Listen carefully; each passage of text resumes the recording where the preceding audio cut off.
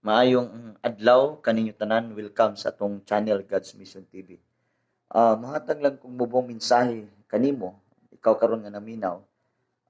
Mga tao karon naga-celebrar sa gitawag og Halloween or kalag-kalag, no, All Souls Day.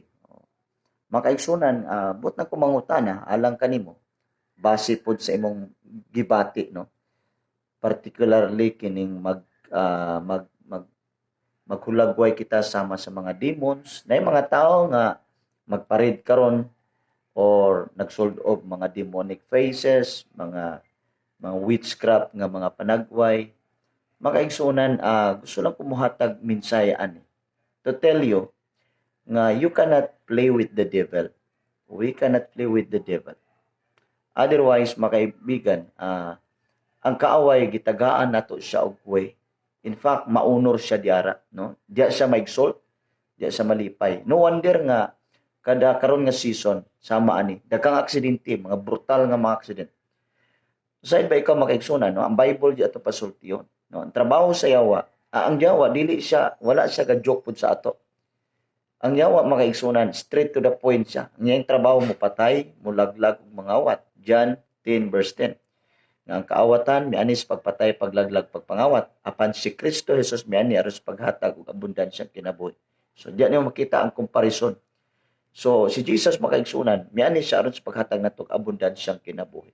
Si Jesus mo'y naglukat nato gikan sa tanan nga trabaho, tanan nga mga agendas kaaway, tanang sala tunglo makaigsunan. Si Jesus may nagbayad ni ana.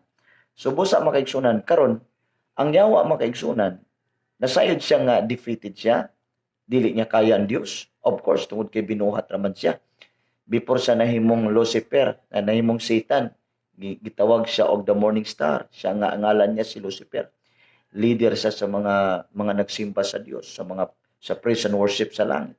Pero tungod sa iyang garbo, no, matod sa Isaiah chapter 14, gihulog sa makaigsunan, gikuha iyang glory na nahimo siya og Satan, nahimo siya demons makaigsunan. So ang trabaho makaigsunan sa yawa, mo manipulate siya, mo deceive siya sa tao. So ang trabaho niya mo patay, paglaglag, pagpangawat. So ngano ako ning gisgutan ninyo tungod kay subo makaigsunan karong panahon na halos tibok kalibutan daghang mga tao nga naghulagway pod sama sa naong sa kaaway, naong sa demonyo, ngilad og mga dagway, naisungay, makaigsunan. Kana nga klase nga practice, no, nagpaila lang na makaigsunan nga daw something nga gi-charge na to ang dugang puwersa sa kaaway. Kana makaigsunan, it charging the demon's power. Nag-charge, no wonder nga grabe iyang manifestation karon sa mga aksidente, kalamidad, no? Tungod kay mi kusog iyang puwersa kay halos daghang mga tao nagpasidungog niya.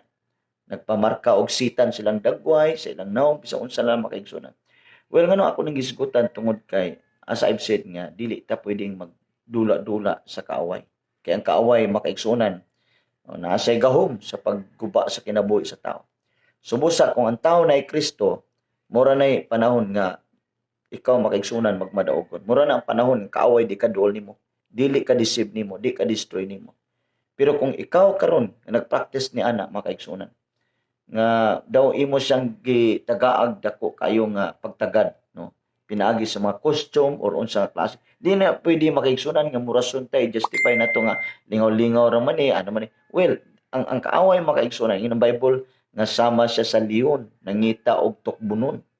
So diha makaigsunan makamanipula ang kaaway sa kinabuhi sa tao. So ako lang gisgutan makaigsunan. Anyway, siya aning kalag-kalag daghang man panahon pwede man ta moadtog minteryo makaigsunan. So well kani nahimo naman ning costumbre, nahimo na ning ritual nga every November 1 o November 2 tanan gyud moadto og minteryo magdagko turo sa baka mga jet dito. Well makaigsunan pwede man ta moadto og minteryo anytime. So kaso warag naanda na lang gyud kagahapon grabe ka traffic makaigsunan. Grabe kay kailog moadto dito sa ilang kuan, silang minteryo. Anyway, importante makaigsunan makasabot ta biblically sa pulong sa Dios matud gali sa Bible Hebrew 9:20 nga man is destined to die once and after that he face judgment. Ang tao mamatay kausa lang human ana matubang kas Ginoo. So meaning makaigsunan wala na kalag nato diri sa kalibutan. So unahuna na lang na sa tao, doktrina na lang na sa tao, totoo na lang na sa tao. Ang naas kalibutan, demons, spirit of darkness, spirit of witchcraft, spirit of curse. Muning naas kalibutan. Say kayon tang gikalag matay ko sa akong hinigugma o sa akong pamilya. Yan napakita ang trabaho sa yawa pag imitate makaigsunan sa mga waton magalingin dagway sa tao. So na-address kalibutan ang mga puwersa, ang demons manifestation na-address kalibutan. Yan ang gisgutan sa 1 John chapter 1 verse 5 makaigsunan nga verse 19 chapter 5 nga ang yawa makaigsunan nagrule siya sa kalibutan. Muna kita nimo sa kalibutan ang tanang wickedness, tanang pagkadautan, tanan nga mga trabaho, agenda sa kaaway sa pagguba sa kinabuhi sa tao, pagpatay sa tao, kriminalidad, diri nimo makita. Muna nga ang chance sa tao karon buhi pa. Importante sa tao nga naay Kristo sa atong kinabuhi. Dili lang kay reliyon, tao nag-away karon sa reliyon. Sa man ang reliyon nato daghan kayo nga atong kinabuhi makaigsunan, dili sakto sa Ginoo. So busa ako kang gi-challenge nga siguro duha si Kristo sa imong kinabuhi. Kay si Kristo ra gyud makahimo natong madaogon ta. Kay si Kristo may nagbayad nato. Siya may nagpildi sa tunglo. Siya naglukat nato gikan sa sala. So muna nga ang tao kinahanglan sa Kristo sa kinabuhi. Kung naay si Kristo nato, muna yun si Pablo, for to me to live is Christ and to die is gain. Na kung mamatay ta, nga naata kang Kristo, na si Kristo nato, na kadaugan na makaigsunan. Muna dako nga kadaugan sa taong mamatay ka nga naa si Kristo. Ang delikado diya nga mamatay ka nga wa kay paginulsol, wala kami dangop kang Kristo, wa kami tugyan sa imong kinabuhi, wa kami alagad niya, wa kay Kristo sa imong kinabuhi. Muna pinaka delikado sa kinabuhi sa tao. So busa nini nga kapunon sa kamubol ang mensahe makaigsunan. Akong pagdasig nga labi na sa itong mga anak dili natutugutan makaigsunan kay mahimo nang litag, mahimo nang marking sa kaaway sa gikan sa bata antod nga siya makamanipulate sa makaigsunan kay nahimo nang entry point niya nga mo manipulate sa tao, sa bata, sa tanan, sa or sakop sa usa ka panimalay. So i-avoid nato na klase nga practice makaigsunan kay sama na nga kita nahimutang part sa agenda sa kaaway makaigsunan nga mokusog ang puwersa nga damor siyang muguba sa daghang kinabuhi kay daghan man pong nagsimba, daghan man nagpasidungog, daghan man nag-honor, daghang nag-recognize sa yawa, pinaagi sa ilang gibuhat, sa ilang pagritual, pagpasalamat nila. Mura man gyapon na nagpasalamat nga nagbibo-bibo ang tao, nagparid ang mga tao, sulob ang mga demonic costume makaigsunan. So that's so sad, no? It's not the will of God.